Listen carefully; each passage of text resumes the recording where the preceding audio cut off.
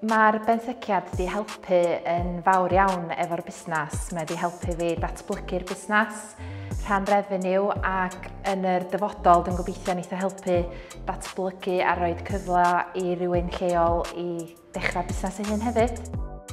Oedd yr broses yn hawdd ofnadwy. Dwi'n meddwl nath Miriam nath i gysylltu efo Benesa Llyn i weld os yna unrhyw gefnogaeth oedden nhw'n gallu rhoi at yr achos.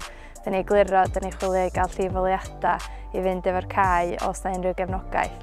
Heb yr arian yna, sa'n ni ddim efo y llifoliadau yma heddiw. A mae hynny wedi galluogi ni i bwcio'r cae allan. So mae yna lot o bethau mynd ymlaen a'r holl bobl yna sa ddim yn cael mynediad i'r cae yma, ond i bai bod yr gefnogaeth yna wedi bod yna lle. Dwi wedi gallu gwneud cyrsiau, soleri panel a storfa batri i ddechrau. Hefyd mynd fewn i cyrsiau air-source a ground source. A dwi'n gobeithio fydda'n gallu cyflogi lot fwy o bobl yn yr amser i ddod gan fod i'n prysuro ar yr ochr yn ei adnewyddadwy. Oedd y cais am Benesa Llyn yn un reit hawdd i wneud, nes i wneud am mis Ionawr. Oedd y ffurflen yn gais yn hawdd i llenwi a yna lot o cymorth ar yr ochr arall trwy e-bost ac alwad a ffôn.